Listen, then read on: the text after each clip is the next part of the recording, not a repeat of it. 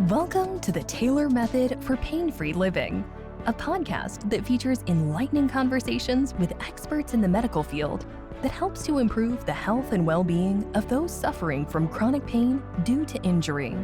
Learn from leading authorities the questions you should be asking to experience pain-free living. Hosted by father and son, Dr. Derek Taylor and Dr. Hudson Taylor, and joined by industry professionals in the health field, including doctors of integrative medicine and personal injury attorneys. Enjoy well-rounded and informative conversations to help you get out of pain while achieving optimal wellness. Dr. Derek Taylor and Dr. Hudson Taylor are the doctors of Taylor Chiropractic and Laser Center in Florida and California. Both father and son duo have earned respect and a solid reputation for successfully helping people transform their lives by assisting them to discover the hidden causes of their painful health challenges, leading them to experience the resolution of their problems using the Taylor Method. Tune in each week to learn about the Taylor Method, Dr. Taylor's proprietary technology that looks at the whole person and identifies the root cause of pain while facilitating natural healing and helps to restore the body to optimal wellness without using drug injections or surgery. Welcome to the Taylor Method for a Pain-Free Living podcast. This is Dr. Derek Taylor. I'm here with my guest, Caron Barr, a registered nurse and holistic healthcare practitioner. Caron, welcome to the show. Thank you very much. I'm happy to be here. So tell us a little bit about yourself. My guess is you started as a registered nurse who moved over to becoming a holistic healthcare practitioner. Why don't you tell us a little bit about how that happened? I did, and that happened about 15 years ago. As a registered nurse, I was working with babies and neonates for a while, another 15 years prior to that. And I had my own health challenge come up, which was adrenal exhaustion. So I didn't know what that was at the time, but I definitely woke up feeling exhausted, thinking, what's wrong with me? With further investigation, I realized I was just burnout. It was a big call for me to say, I need to do something else. So as I had some other gastroesophageal reflux came up for me, and I was having some other body aches and pains. So I just went into investigating myself in the holistic field on starting to create more balance in my body. And I went back to school. I went to Everglades University in Boca Raton, Florida, and became a practitioner myself, and then found Hippocrates Health Institute, which is a healing institute in West Palm, which is magical raw food and all the modalities that you and other practitioners use to help heal the body. So once I got myself back in balance, then I found a real passion for helping others. And how long did that take for you to go from being sick to healthy? Oh, I was probably sick for about 6 years. I had it from acid reflux on up to cancer. And that was about a 6-year. And while I was learning the nutritional piece and working at it was probably 6 years while I healed myself or found real balance in my body. But it led me into this holistic piece that I wouldn't change for the world. I would do it all again. Right. Really. Yeah. Well, it's through our afflictions and our sufferings where we learn the most and where we can glean a lot of it. When everything's going smooth and everything is going great in life, you're really not learning much. You're just kind of enjoying all the benefits, but it's through our trials and afflictions where great change can take place. And that's what sounds like it happened to you in regards to your overall health. Yeah, just putting a patch on people. I really realized when being a nurse in the hospital, which I loved, and I did work with a lot of adults too, the piece that was missing was there was no prevention at all. You just got the patient once they were sick and once they were tired and exhausted. So the prevention piece is where I really thrive now, is helping people right when that first symptom comes about. How can we change that? How can we change the alkalinity or the chemistry of your body to better serve I mean, instantaneously you feel it, but then there's a little bit of work behind it to keep your body in balance. And I also work in the energy work field. I do Reiki, reflexology, and I'm a hands-on healer. So. Wow. Okay, now one of the a big component that you utilize in your helping people to regain health, it's a fascinating tool that I wanted to kind of talk about on this show, was the live blood analysis. How did you get into that? Can you tell us a little bit about live blood analysis? And I learned that piece at Hippocrates Health Institute, and I studied under one of the co-founders, Dr. Anna Maria, and she's an naturopath, and I trained how to do it and how to work with clients with her for a year before I worked with anyone myself. So I watched her, and not only did she recommend supplementation, she recommended the chiropractic piece, the acupuncture piece. We did colonics. We did all the other things, but as they entered the facility, which was, it's now called Hippocrates Wellness in West Palm Beach. But the drop of blood goes under the microscope. And as the client, the very first day they came in to the facility, they had the test done with myself or Dr. Anna Maria. And what that did is every drop of your blood is a piece of you. It shows everything in just the drop of blood. So we're looking for red blood cells. We're looking to see the two types of blood cells that you see are white blood cells or red blood cells. There's the red blood cells carry the oxygen, vitamins, and minerals throughout the body. And if that's not there, the red blood cells aren't working well. And then there's 5 different types of white blood cells, and those reflect your immune system. So we're just in the flash of a moment, excuse me, can see a lot. And then you look behind the cells, which is the plasma. That's where the cells float around and they're being carried. What's in there? Is there any evidence of mold or candida or parasites or anything that might be sucking the life out of your body or drawing? You become a host for these things. And also the plasma can carry undigested foods that haven't broken down completely, and they come in the form of uric acid crystals. And those can catch in joints and become what we think is arthritis or joint pain that can be cleared out in just a few days. And people go, oh, hey, I can get that arm up over my head now. So there are other diseases out there, but there's usually a root cause. So I'm folding back all the onion, peeling back the onion so that I can see when they come into you in your office and they're all, having issues already. It's a nice glimpse into the body to see what's there. How can we at least clean out the body, both physically and internally at a cellular level. Now, can we just talk about those components, just break those down? I mean, the first thing that you look at is the red blood cells.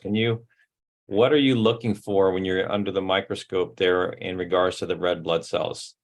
Sure. So they're going to appear about this big, and I'm looking that they're the right color.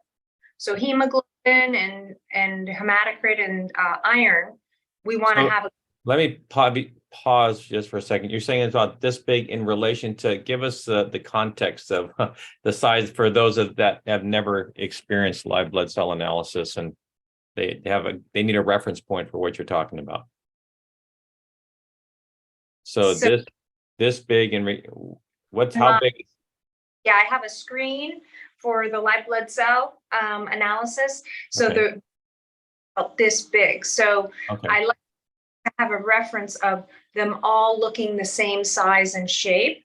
Got it. Is glow around them? Are they clean, or are they covered in sugar residue or fats that aren't healthy? And then I look at the color. As I was saying, the hemoglobin and the iron should be a nice rich red.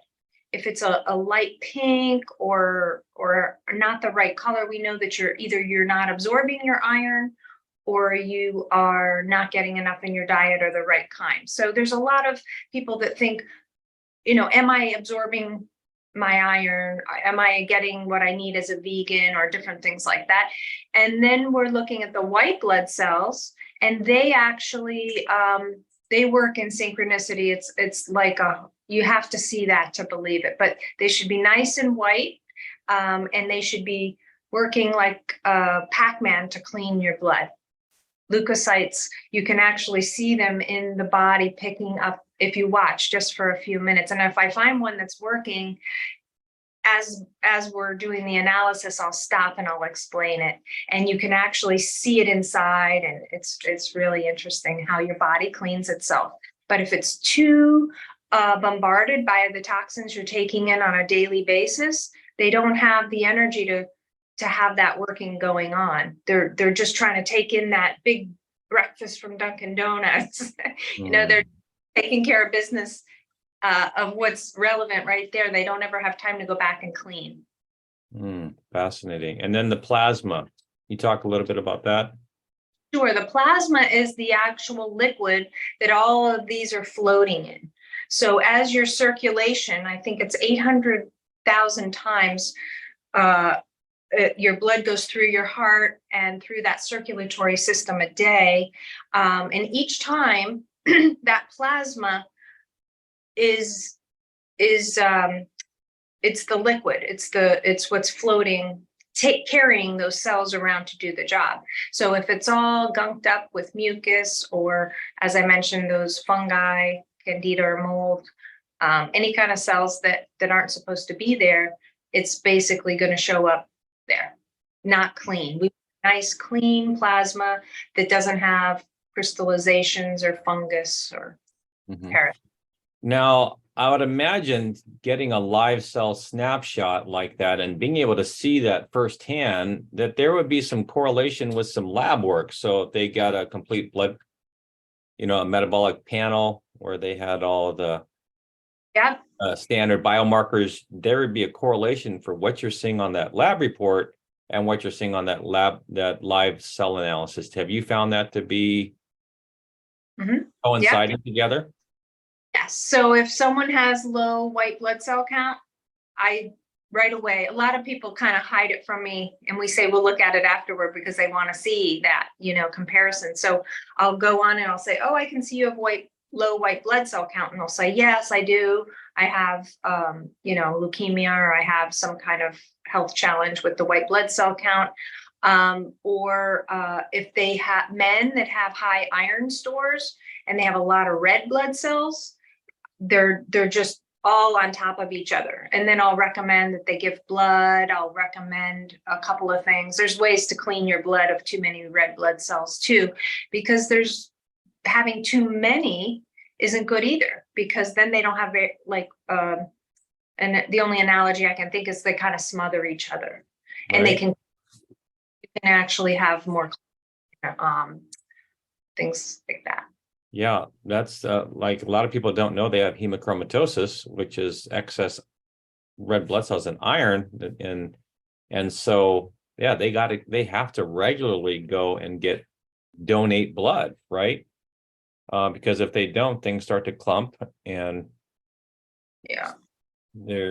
things get sluggish. They become fatigued. They have all kinds of other issues and problems with that as well. Fascinating. Now, that's a snapshot. That's live. I mean, you don't get much more relevant. I mean, this is what your blood looks like right now. So that blood work, I would imagine, has to be somewhat done at a pretty similar, close to when you get the live blood cell analysis. In other words, just even a couple days later or a week later, the blood's always changing, right?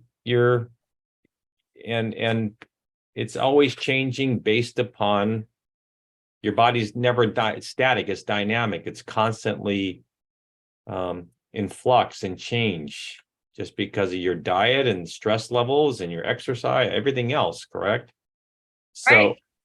Even test that out. So I say, oh, you didn't drink much water this morning, if they come to me early in the morning, and they'll say, no, I didn't. And I did a test more than once, and I had them drink a big glass of water. like 16, 20 ounces of water. We waited 45 minutes and then they were just like this. And that person, Wow.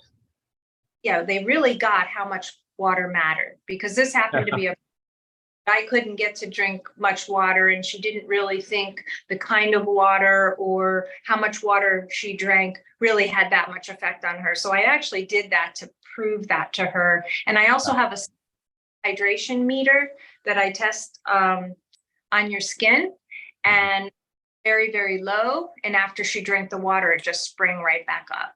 So Right. Well, water now. yeah, I've been telling my patients for decades, you're not drinking enough water. You got to drink more water. And then when they come in for an adjustment, we can tell if they're dehydrated or not. I can just tell just by trying to adjust them. I'm saying this is pointless right here because you haven't drank enough water. But if they can, even right there, if they can get the right kind of water that's alkalized, that's going to be mineralized, that's going to be absorbed immediately, then they can get hydrated right away. I mean, they can see the difference and the importance of drinking water. I mean, your live blood cell analysis is a great teaching tool for that. That really drives in the point. It'd be interesting to do some other kind of test after. I always think about the vertebrae, having your how much we can actually hydrate in between those and get bone on bone, off bone on bone. Like, how quickly does that really work? I'd love to have some kind of x-ray too of the bone to see how quickly, because there's so many herniations that I know just are dehydrated. There's Yeah. bones have squished on that disc, and as soon as they hydrate, as you said, with the right mineralized water and thing, boy, you just puff up like a plant that hasn't had enough water. Well, that's interesting. I don't know how much a disc would be able to absorb water in that short a period of time. I mean, here's some examples of disc degeneration. There's 3 different stages. This is a normal size, healthy. Phase 1, it starts to lose. Phase 2, there's an example of a herniation. And phase 3 is closer to bone on bone. But some people that wear and tear is so great, there's just not much material in there for that to fill up. However, you do bring in a good point of, I've never even thought about this. I'll try to adjust somebody and nothing moves. And I'll just say, okay, go ahead and go drink a couple glasses of water. We'll retest them. We do our own little testing to figure if somebody's hydrated or not. And I'll say, no, you got to drink more water. They'll go drink some more. Okay, now you're hydrated. We adjust them and it just goes like butter, And this is just a thing that I learned early on in practice. I didn't know some of these little tricks. And so somebody would come in for an adjustment and we try to adjust them and they'd be all tight. And sometimes they would be hurt because I said, well, they came in for an adjustment. I got to make sure they're getting their money's worth. And I didn't have the understanding, the concept, the importance of hydration and water. And I just forced that and it hurt them. So all our listeners that are seeing chiropractors around the nation, just make sure that, or any type of really holistic treatment or any type of visit, just make sure you go in well hydrated, less stressed, well hydrated. You're going to receive a better treatment in a more profitable, effective time. So that's a good point. I'm glad you brought that up. Now, I'm interested, along with water, I know that if you get a blood test, they do a fasting blood glucose draws for cholesterol and glucose. And so they won't eat anything for 12 hours. Now, is that the same with live blood analysis? Should they refrain on eating for 12 hours before they do that? Because I would imagine that the test your blood's going to be different, as opposed to if you just left the habit and had a cheeseburger, fries, and a chocolate shake, and you just come in and getting live blood cell analysis versus, doing you've been fasting for 12 hours. I mean, can you talk about that a little bit? Absolutely. So thank you for bringing that up. So I have them, depending on what time they come in. If they come in right in the morning, yes, fasting. If it's later in the afternoon, I'll have them refrain from eating for 1 hour prior. They can have water anytime, but just no food 1 hour prior, because the test is so relevant to like right now. It's everything in the blood. is not to say it's out of the blood, but what I'm looking for. So 1 hour, and then I tell them to have a light breakfast. What you normally have for breakfast is what I say, because I want to see what they're eating and I want to see how it's responding. So if they have that cup of coffee, I still want them to have that cup of coffee in the morning, so that I can show them how acidic they are, or whatever the case may be. And also, the last thing is not to have a heavy breakfast. So that's not the day to have pancakes and, like you said, the hamburger before you come and see me. So right. But I do like to see what's happening in their body the way they normally eat. So what will you see if they've had let's say they ignored your advice and they just had a huge heavy meal? What will you see on the live blood analysis? It almost looks like you poured in what they ate, literally in a blender. I can see the You're kidding. Sugar is just like a blanket.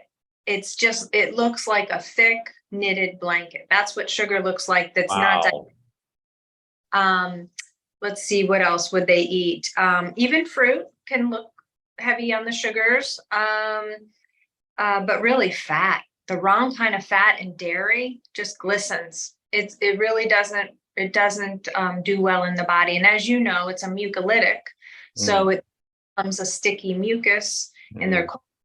So that's what dulls the cell around the edge is mucus and fats, especially our saturated fats. It kind of doesn't let those cells breathe, because the red blood cells breathe through their outsides. They're permeable. They absorb things through their membrane, right? So if clogged up with sugar, dairy, or fats that aren't good fats, they're not permeable. They're just locking in, so the cell can't expel, and then the cell can't absorb oxygen as well. And another piece with the oxygen is if they're too stuck together with other cells, they don't have a membrane to pick up things too. They're like suffocating each other. If there's too many cells, or they're too together, or they call it rouleau. You've heard that term, rouleau. They coin up and they almost look like a snake. So each one of those is on top of each other, and they're only getting the only permeable part is the sides. So they're missing. People that are tired, their cells are usually glued together. Wow, fascinating. And at a cellular level. And I've even helped people get off the oxygen that they breathe, with the cannula at home, because it wasn't just getting the oxygen in, it's getting it into the cell. Right. That's where the exchange happens. It happens in your lungs, but what carries the oxygen to the lung bronchioles is the red blood cells. Yeah, we have our Theralite 360 bed. It's the photobiomodulation bed, 45,000 lasers, but it just completely separates the red blood cells together. So oxygenation gets into the tissues. It helps your body make its own nitric oxide, releases antioxidants to the body. I'd be really interested to see like a before and after with the blood analysis, but I just those that regularly get in this, they just notice a major transformation, and all that's basically doing is what you're talking about here is just opening up all the cells, allowing them to get into the tissue, separating them so it's not all conglomerated, and just allowing your body to function better.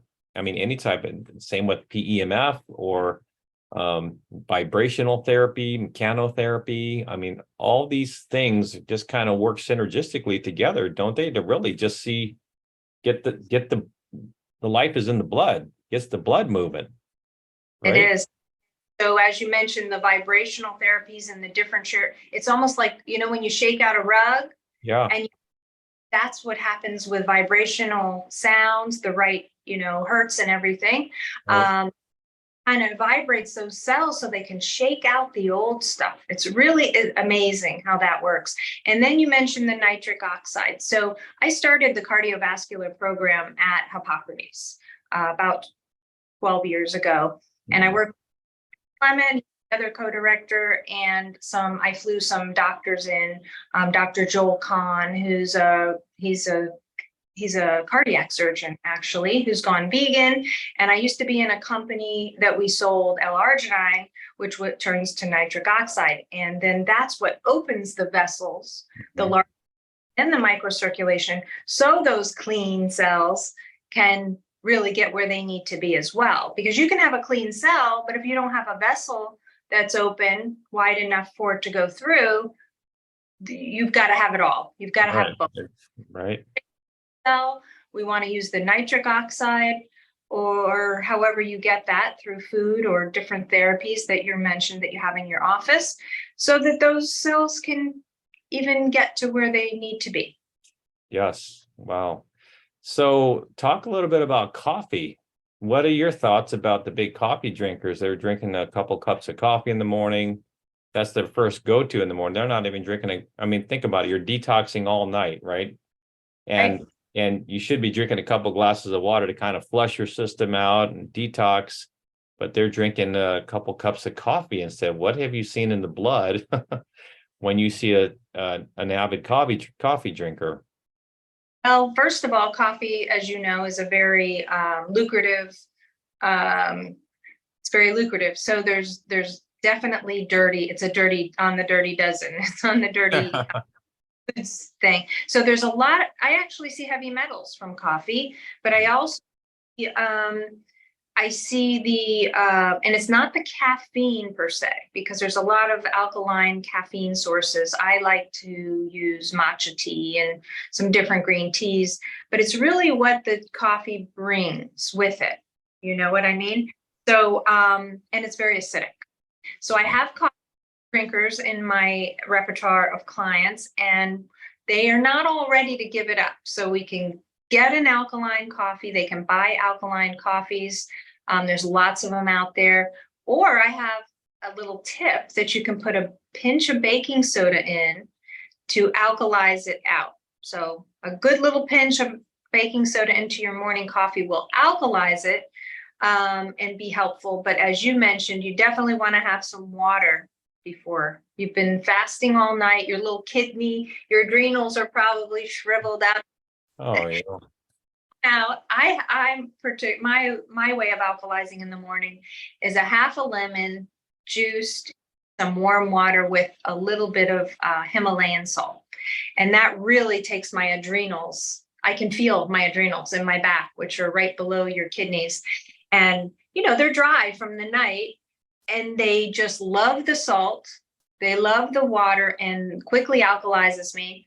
And then you can go on with whatever else you want to drink. But if you're not ready to give up coffee, at least have a little alkaline drink, some water, wake up those adrenals, and talk to you or me about how we're going to get coffee out of their lives. Yeah, boy. They're relying on an artificial stimulant, the caffeine in the coffee, to get them going. And they're actually wiping out their own body's natural ability to create that with the adrenals. And if they instead of doing something artificial, why not what you just said? I think is brilliant. The water, the lemon, the salt. Most people don't understand that they need salt. They just need the right kind of salt, right? You don't want to get the white Morton's table salt, which is toxic. You want to get a good quality pink salt that is going to be where the sodium and the chloride are not heated up, so it becomes one, and then it raises your blood pressure, and it's bad. But just that little bit of salt, people don't realize that when they're stressed out, their adrenals are wiped out. So what are they doing? They're craving salt. Give me a margarita, give me some chips and salsa, something salty. My wife and I joked for years, and when she's stressed and reaching for a bag of chips, the inside joke is adrenals, because we know that your adrenals are taxed and you're going for that salt. But why not just cut it off at the pass? And like you're saying, I think that's a great little habit and practice. Yeah, well, they work with me. They realize that they don't have those cravings per day, and then they're mindful of why they're eating and how they're eating, and the cravings stop. Once you have enough minerals, you're not going to crave sugars and salts, and you're going to be able to go into your meals without, just being crashed out or starving. They wait too long to eat. So my program is really, let's see what's there. Let's see what's doable for you. I really don't like anything to be too hard for people. When it's easy and doable and they're excited. I'm an excited person when I work with them, because I say, oh my gosh, we just found candida. There's your brain fog. There's your that coming and going, and that white tongue, and all the little things that they thought they'd have to go see their doctor for, when in fact it was just under one umbrella of a candida, which is on the spectrum of mold. It's all fungi. Yeah. Candida microscope is either going to be white, cream colored, gray, or black. So I can see black mold, I can see gray before it's black, I can see beige, which means candida's been around a long time. And when it's a nice white, fluffy white cotton ball under the microscope, we say, we got this. This is going to be gone really quickly, but you're going to take out these foods for 4 weeks. You're going to take this one supplement, and you talk to me every week, because I'm your new health coach, and I'm going to keep you on track, and you're going to feel so much better. Yeah. What have you seen with on the microscope? Have you seen cases with Lyme's disease? Mm-hmm. Just a week ago, I was at your friend's Salt Suite in PGA, and I saw a spirochete. It just a little corkscrew parasite that just went. And I said, "Did you know you have Lyme?" And it's not Lyme's disease; it's with just Lyme. And he said, "Yes." He said, "I thought I had gotten rid of it, but I wasn't sure. That's why I'm here to see you." And I said, "Well, we're going to do this one bottle. Come back and see me. That's gone." So yes, I probably treated 6 people with Lyme. Wow. Okay. And that's a tough one. I mean, that's a challenge for so many people to have that. It's not an easy fix. It's a complex issue. Yeah. And but it's just all about getting the body back into balance. Here you were sick for 6 years. I mean, it took some time for you to regain your health. People are looking for a magic pill, a quick fix, something. Just good health doesn't come that way. It's taken them years, maybe even decades, for them to get in the condition that they're in. It's going to take time for them to undo that, right? Yeah. Well, I think I've mastered it down to 4 months to help my people. I took the long route. Oh. As I do with everything in life, the route, I guess. But really, truly, I think you can cleanse and restore every function in your body in 4 months. Mm-hmm. About the Bible, but they do talk about cellular regeneration, organs.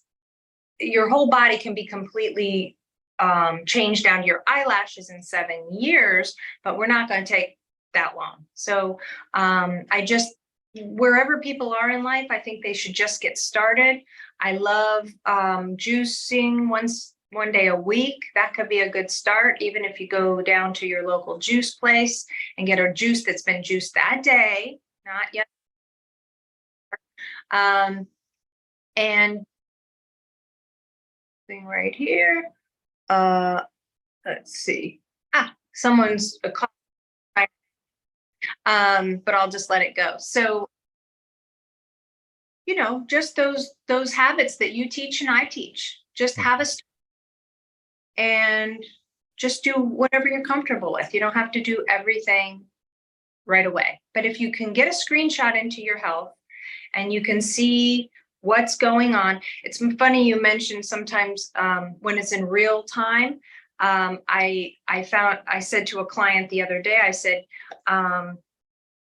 you may have an eye infection, because I can tell the type of bacteria that's in different parts of the body. And I said, have you been having any eye problems? And she said, no. 2 days later, I have an eye infection.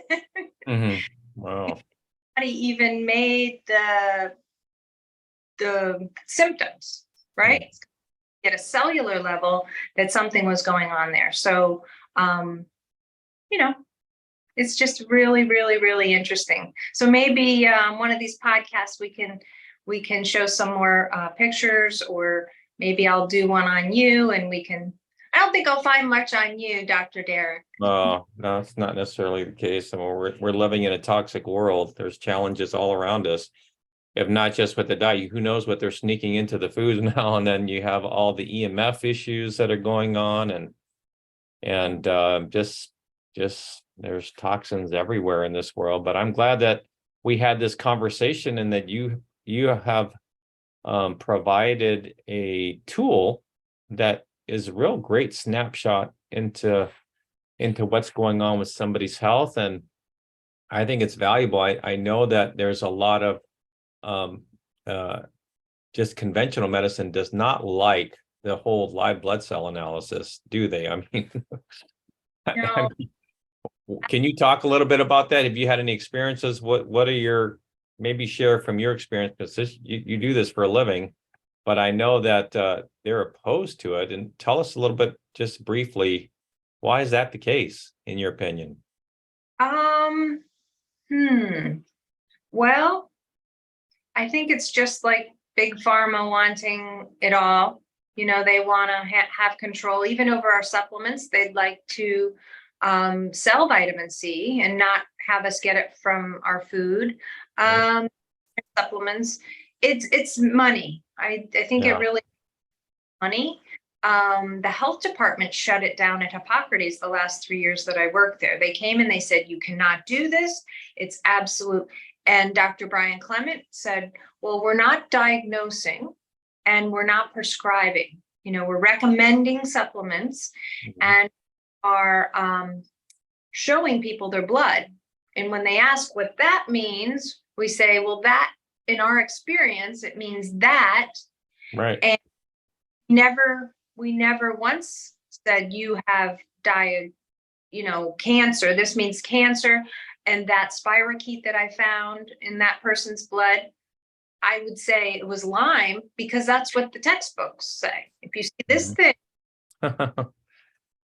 So I am careful about my wording, but I think it does boil down to thinking that my work might take away from something bigger financially, that gain somewhere else.